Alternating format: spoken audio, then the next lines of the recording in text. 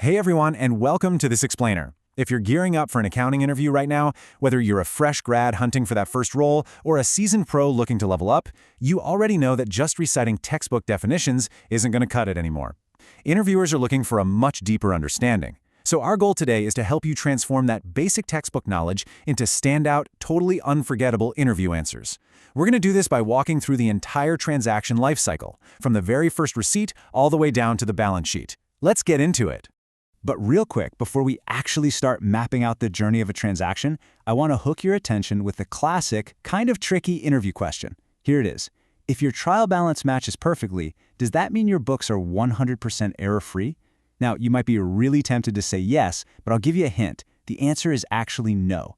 We're going to uncover exactly why that is and exactly how to explain it to an interviewer a little later in this explainer.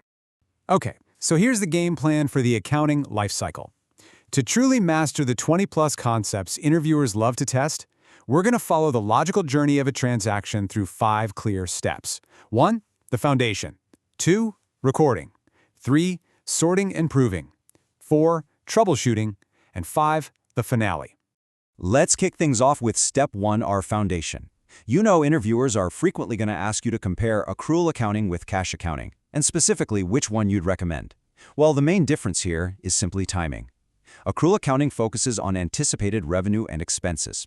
Think about it. If you make a sale in quarter 1, but you don't actually get paid until quarter 2, accrual recognizes that revenue immediately in quarter 1.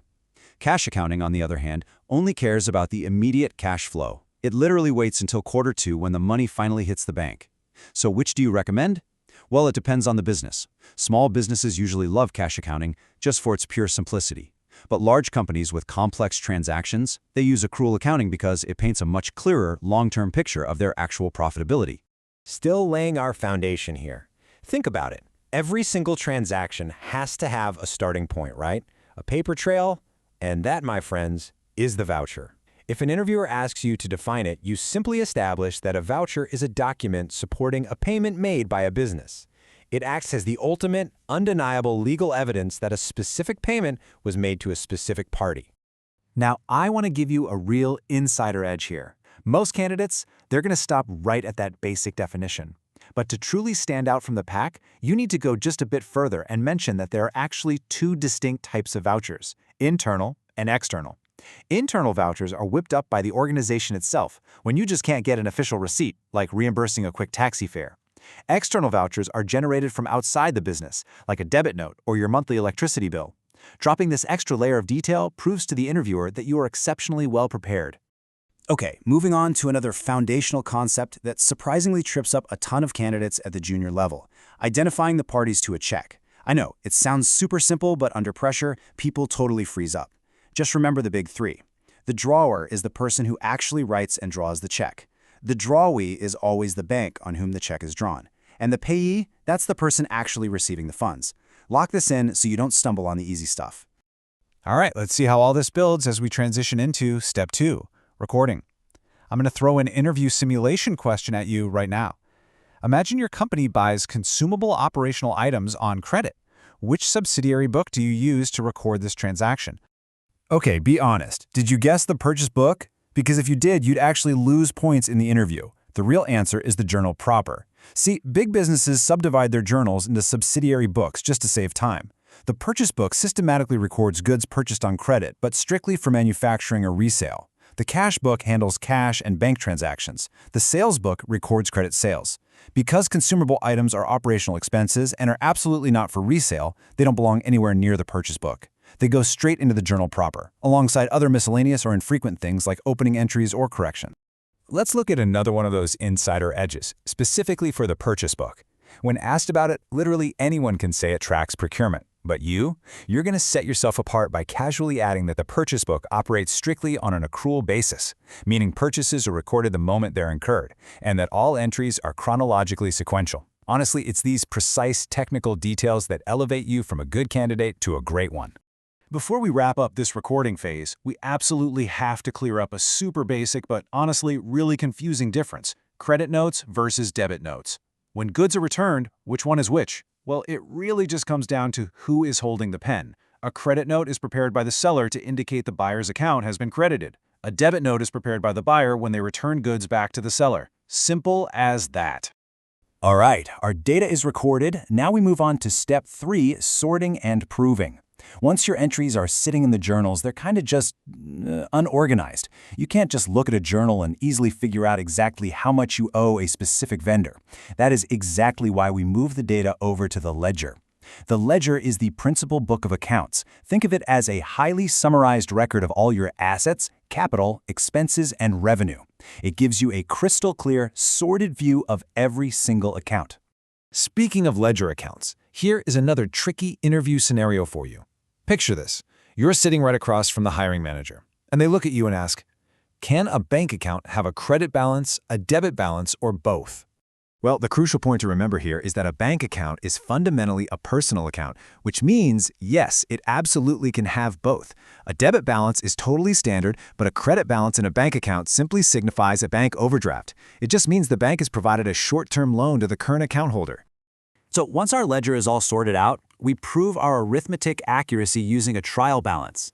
You might be asked to contrast a gross trial balance with a net trial balance. In a gross trial balance, the sheer totals of both the debit and credit sides of an account are shown.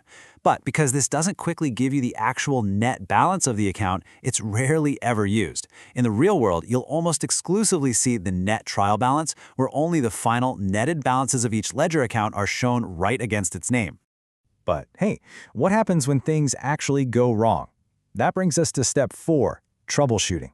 Because things will go wrong in accounting, and interviewers really want to know you can fix them.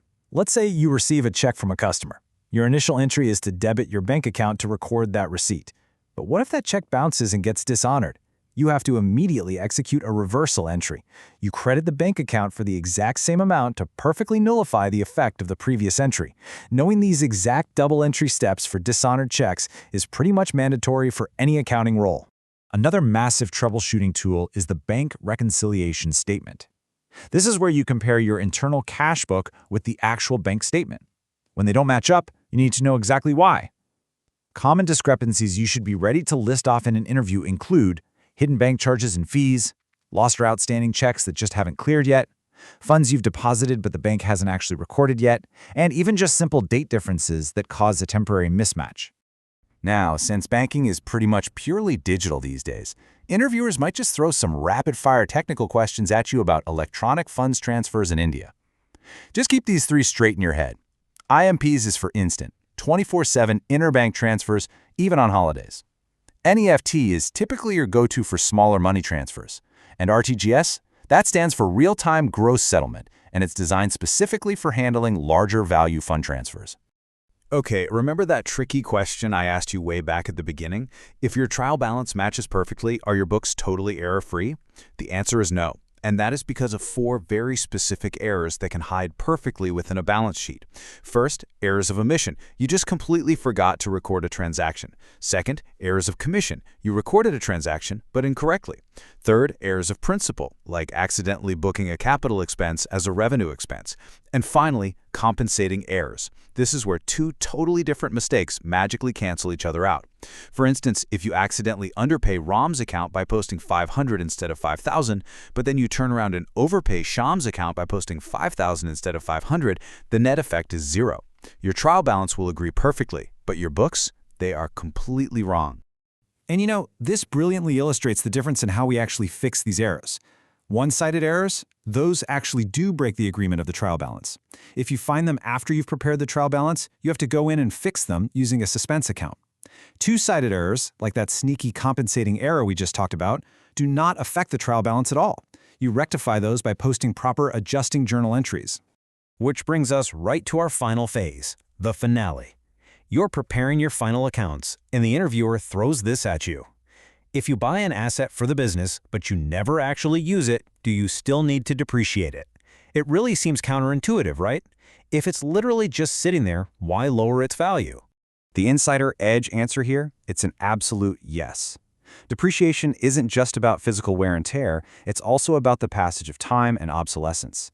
If you don't charge depreciation to your revenue, you literally can't determine the actual value of your business or make provisions for replacing that asset later. But here is the real kicker to impress your interviewer. Make sure you point out that land is the singular exception. Land is the one asset that never depreciates. In fact, it appreciates. Casually dropping that fact shows you have a truly comprehensive grasp of asset valuation. So that depreciation is charged to the profit and loss, or P&L account. This account is really the gateway to the final accounting phase. It's a nominal account that is prepared strictly on the basis of indirect incomes and expenditures. Once you tally up the credit side against the debit side, the resulting net profit or loss is then directly transferred right to the capital account. Which brings us to the ultimate destination of our whole transaction lifecycle, the balance sheet. Now, the absolutely most critical thing to emphasize in an interview is that the balance sheet is a statement of financial position. It is not an account. Because of that, it has absolutely no debit or credit sides. It purely shows the balances of assets and liabilities. Furthermore, absolutely no nominal accounts ever appear on the balance sheet, only real and personal accounts. So, we've basically followed the transaction from that very first voucher all the way to the balance sheet. But before we wrap up this explainer, I want to leave you with a final, provocative thought to consider before you walk into that interview room. Since we've proven today that arithmetic accuracy, a perfectly matched trial balance, doesn't actually guarantee error-free books, what is the true value you bring to the firm beyond just matching up the numbers? Well, the answer is that true accounting expertise isn't about data entry. It's about deeply understanding the narrative behind those numbers, anticipating the invisible errors, and providing total financial clarity. Keep that in mind, and you won't just pass the interview, you are going to own it.